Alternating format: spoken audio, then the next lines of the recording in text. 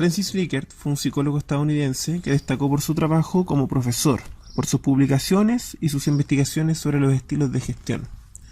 Entre los años 1960 y 1970 sus libros sobre la teoría de la gestión fueron sumamente populares en Japón y su impacto es visible en la organización de las empresas japonesas actualmente.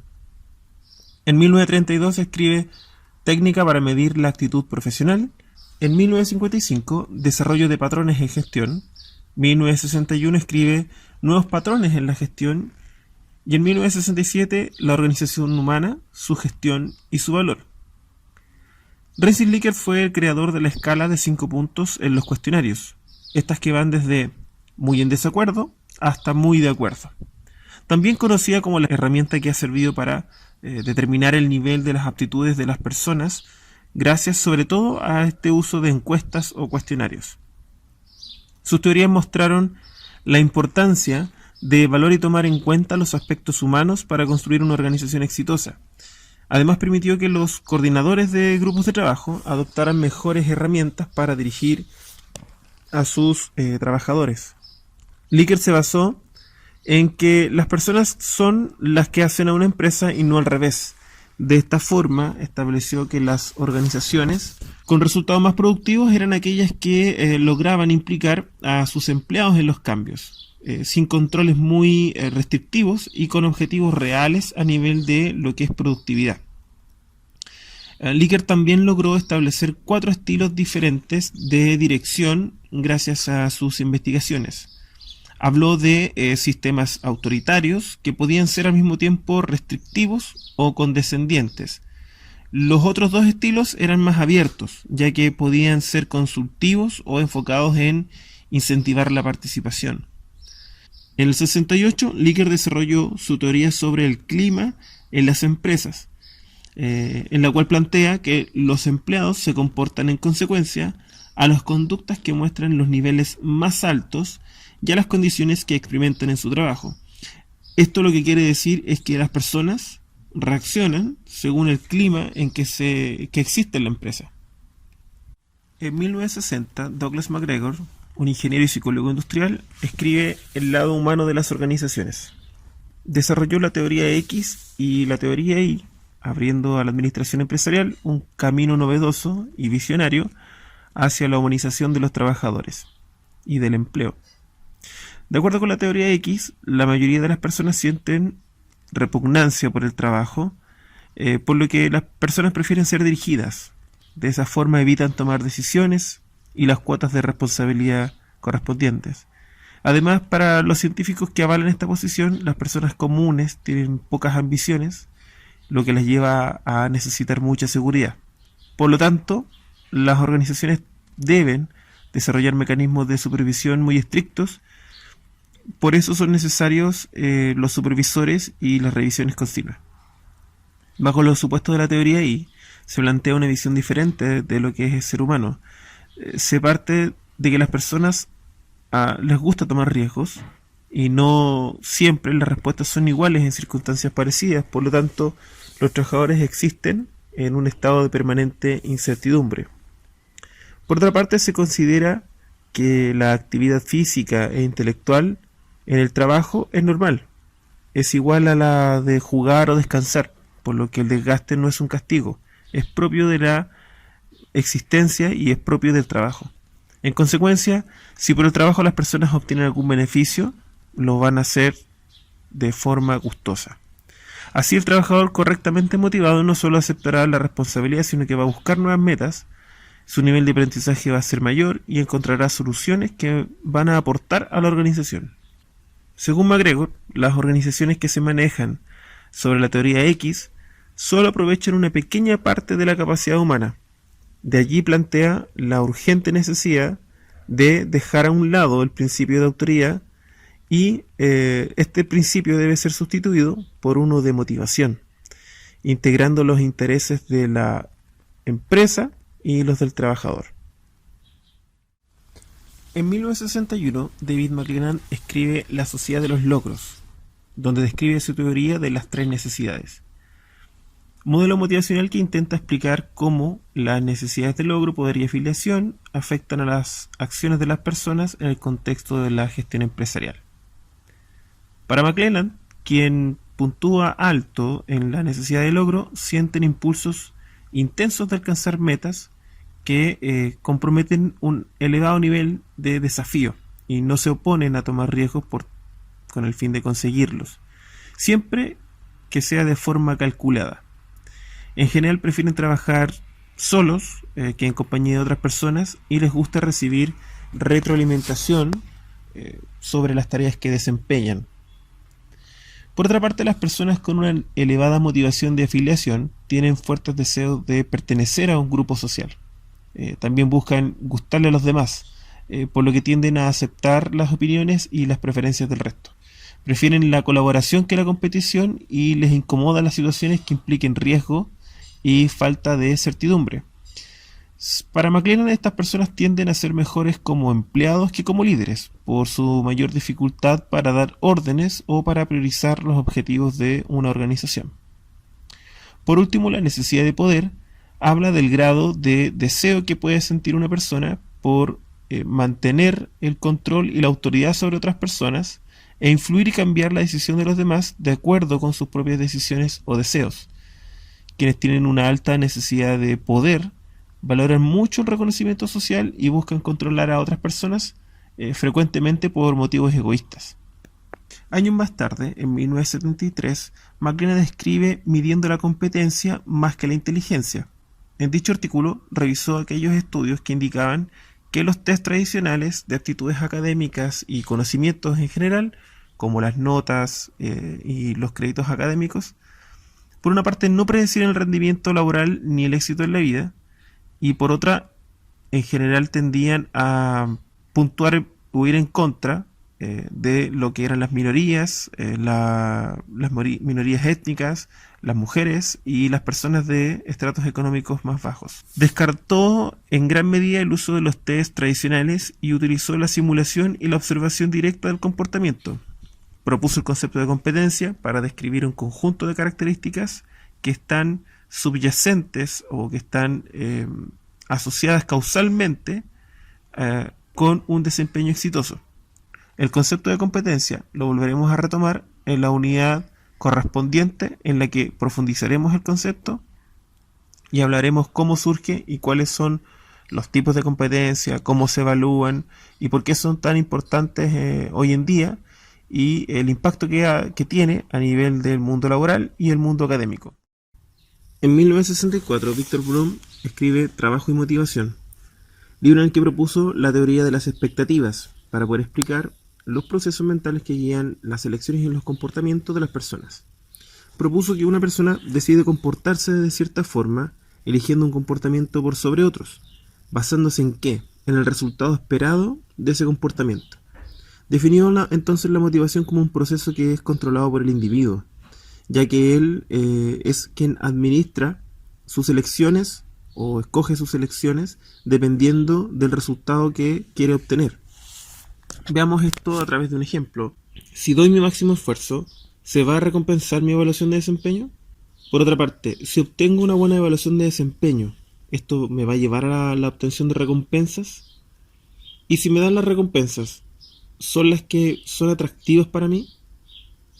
A los empleados les va a motivar desarrollar cierto nivel de esfuerzo cuando crean que eso los va a llevar a obtener una buena evaluación de desempeño y que esta va a conducir también a premios organizacionales y que estos premios van a ser satisfactorios para las metas personales. Entonces esto deja un gran desafío para el ejecutivo de cualquier organización, debido a que este tiene que analizar la importancia que los trabajadores le dan a la expectativa y conocer si estos valoran más expectativas intrínsecas, por ejemplo, les interesan factores más como la satisfacción, la felicidad en el trabajo, la sensación de cumplimiento, o les importan más las expectativas extrínsecas, lo que tiene que ver con el sueldo, bonificaciones, días libres, cosas que se puedan obtener extrínsecamente. Entonces esta información le va a permitir, o esta teoría le va a permitir a la jefatura Tener en cuenta qué tipo de liderazgo es más conveniente utilizar dependiendo del tipo de expectativas que tienen los trabajadores. Esto también implica que el ejecutivo debe analizar la confianza depositada de los trabajadores en la empresa y en sus superiores. Si un trabajador cree que las promesas de su jefe no se van a cumplir, sus niveles de motivación van a bajar considerablemente. Por ello es importante fomentar relaciones interpersonales al interior de los equipos de trabajo y al interior de lo que es jefatura con sus subalternos. En 1968, Frederick Herzberg, psicólogo norteamericano, escribe una vez más ¿cómo motiva a sus trabajadores? Estableció uno de los principios más importantes en el campo de la motivación laboral, que la satisfacción y la insatisfacción son conceptos distintos o asociados a factores distintos e independientes. Según Herzberg, los factores que llevan a la satisfacción son diferentes de los que generan insatisfacción en el trabajo. Por lo tanto, lo opuesto a la satisfacción no es la insatisfacción. Porque al eliminar las características insatisfactorias de un trabajo, este no se vuelve necesariamente motivante o satisfactorio. ¿Cómo llegó a esta conclusión? Le pidió a las personas que describieran en detalle situaciones en las que se sintieran excepcionalmente bien o mal con respecto a sus trabajos, y después tabuló y clasificó las respuestas. ¿Qué encontró? Encontró que existen factores que al estar presentes y ser adecuados, producen satisfacción o motivación en las personas, y que al no estar presentes, producen una gran insatisfacción o desmotivación a largo plazo. Estos factores están relacionados al trabajo en sí, son propios de la tarea y al desarrollo que es posible lograr a través de el desempeño en la tarea, como por ejemplo, si usted hace bien su trabajo, reconocimiento, la posibilidad de desarrollo profesional, logro o sensación de logro, una promoción o ascenso. La responsabilidad inherente en el trabajo genera una sensación de importancia. En la medida que asume más responsabilidad, más importante es en el trabajo, o más importante es la tarea. Por ello, estos factores les llamó motivadores o intrínsecos, y encontró, por otra parte, factores que, al estar presentes y ser adecuados, no producen satisfacción o motivación, solo producen una ausencia de la insatisfacción, pero no motivan, mientras que al estar ausentes o estos ser inadecuados, sí producen insatisfacción. Es decir, estos factores solo me producen insatisfacción o cuando están cubiertos, ausencia de insatisfacción. Los llamó factores higiénicos o extrínsecos, ya que se relacionan a elementos que están fuera del trabajo en sí mismo, como por ejemplo el sueldo asociado al trabajo o los beneficios asociados al trabajo, el estilo de supervisión de la jefatura, las políticas de la empresa, la relación con los propios compañeros e incluso del trabajo. En conclusión, para Herzberg, aumentar el sueldo porque sí no va a motivar a las personas. Si el aumento de sueldo es una medida para reconocer el trabajo de la persona, probablemente va a ser percibido como una medida justa, pero no motivante. Lo que hará que se motive la persona en el trabajo será la capacidad de tomar decisiones, será el reconocimiento que reciba por la ejecución de su trabajo y sus contribuciones, por la posibilidad de realizar el trabajo en sí. Esto podría explicar por qué en algunos trabajos, a pesar de que existen condiciones que son adversas, como por ejemplo tener un bajo sueldo, malas condiciones laborales, malas políticas laborales, pocas prestaciones de salud o seguridad, existen personas que siguen desenvolviéndose en ese trabajo no solo porque lo necesitan, sino que porque les gusta lo que hacen. En esta situación podemos ver el caso de docentes en nuestro país, los profesores de enseñanza media y básica, que son un caso emblemático y conocido por todos. Se desempeñan realizando la misma labor porque esta labor los apasiona, los motiva. Eso es lo que los lleva a realizar un esfuerzo superior. Chris Argyris fue un psicólogo estadounidense que se dedicó al estudio del cambio organizacional y al aprendizaje organizacional. En 1970 escribió Teoría y método de intervención, en 1978 Aprendizaje organizacional, en el 80 Contradicciones internas de la investigación rigurosa 1985 Ciencia de Acción y 1996 Aprendizaje Organizacional 2. Trabajó junto a personajes como Richard Beckhardt, Edgar Schein y Warren Bennis en lo que es la creación de la teoría del desarrollo organizacional, la que estudia los cambios dentro de las organizaciones y cómo éstas deben adaptarse a su entorno, realizando mejorías en su funcionamiento, pero sobre todo en procesos humanos. Propusieron la idea de una organización como un sistema abierto que interactúa con el entorno, adaptando sus objetivos, procesos, estrategias y productos en función del feedback o retroalimentación que obtienen del entorno, y cómo gestionar dichos cambios al interior de las empresas. Chris Argyris se dedicó al estudio de los cambios organizacionales, investigó cómo los ejecutivos de una compañía se comportan, se dedicó ampliamente al estudio del aprendizaje, tanto individual como a nivel organizacional, es decir, cómo las empresas aprenden y hasta qué punto el raciocinio humano puede influir en la toma de decisiones a nivel individual dentro de una organización. Investigó cuáles son las barreras interpersonales que influyen negativamente en la toma de decisiones en los altos ejecutivos. Y para Chris Argyris, las empresas no facilitan la autorrealización de los participantes de una empresa. ¿Por qué? Porque la organización desarrolla una estructura y privilegia esta estructura y sus procesos por encima de procesos individuales, ¿ya? O de las personas. Tiende a establecer parámetros y límites estrictos en el comportamiento que se espera dentro de una organización por parte de sus miembros. Por lo tanto, desde ese punto de vista, limita a las personas y no facilita su autorrealización. Por lo tanto, para Argyris se alcanzaría un grado de excelencia en las organizaciones solo cuando los miembros obtengan, a través del trabajo, a través de las organizaciones, un enriquecimiento personal. Esto aumentaría el compromiso, ¿ya? En tales condiciones, las personas trabajarían conformes, no se producirían comportamientos desviados y la productividad aumentaría, así como la satisfacción. Con este autor finalizamos la revisión histórica de la psicología laboral para entender sus raíces y principales exponentes. Esta tarea es difícil, pues existen muchos personajes que quedan fuera, provenientes de distintas disciplinas. Sin embargo, espero que hayan podido comprender cómo surgieron ciertas áreas de interés para los psicólogos a lo largo del tiempo. Ahora bien, para entender por qué los psicólogos organizacionales hacen lo que hacen dentro de las organizaciones y cómo pueden aportar al bienestar humano en ellas, es necesario entender cómo funcionan las organizaciones y el sistema de gestión de personas o administración de recursos humanos. El sistema de gestión de recursos humanos cubre los procesos relacionados con las personas, los trabajadores o colaboradores, desde antes de su ingreso hasta su salida, pasando por su mantenimiento y desarrollo mientras se encuentran en ellas y al procesamiento de la información que se genera en el camino. Cuando hablemos del subproceso de integración de recursos humanos, estaremos hablando de reclutamiento de personal, selección de personas e inducción del personal.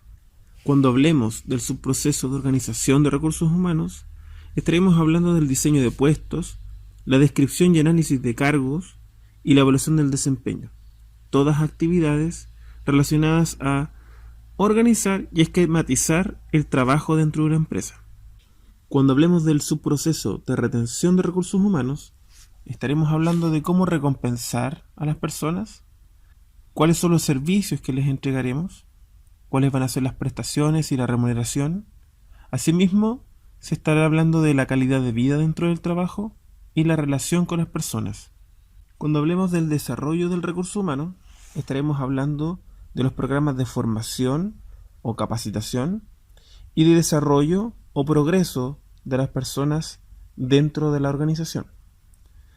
También hablaremos de los programas de cambio y también de programas de comunicación interna que buscan mejorar el ambiente laboral. Finalmente, cuando hablemos del subproceso de auditoría de recursos humanos, estaremos hablando del sistema de información administrativa, banco de datos y ética y responsabilidad social. Cuando hablemos del sistema de información administrativa estaremos hablando de toda la forma en que se gestiona la información que se produce en los distintos subprocesos. Al momento de integrar al recurso humano es necesario contar con documentación personal, títulos, contratos. Al momento de organizar el recurso humano se van desarrollando evaluaciones de desempeño, documentación como descriptores de cargo, para retenerlos igualmente cuando se realizan ya sea beneficios, evaluaciones de desempeño, y toda esa información es necesaria almacenarla en algún sistema de gestión de información para poder utilizarla posteriormente. Y a lo largo de los años han ido surgiendo sistemas informáticos llamados ERP. Entre ellos encontrarán algunos como Softland, Nuvox, SAP, y que permiten finalmente gestionar distintos procesos, almacenar y gestionar información de distintos subprocesos de recursos humanos.